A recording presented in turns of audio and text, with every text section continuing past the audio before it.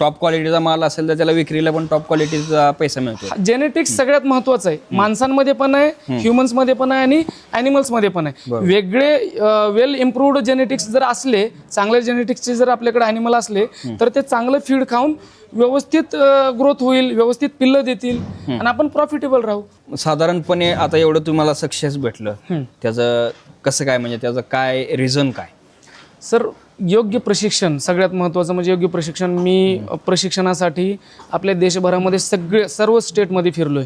मी Coimbatore, सेलममध्ये government आहे, गव्हर्नमेंटचा एक project आहे, तिथं भेट दिला. केरलामध्ये गेलो, केरळ साईडला तिकडची पीक फार्मिंग बघितली. पंजाब, हरियाणा, राजस्थान, मेघालय, आसाम, सर्वत्र आपल्या इंडियामध्ये सगळीकडे बघितलं.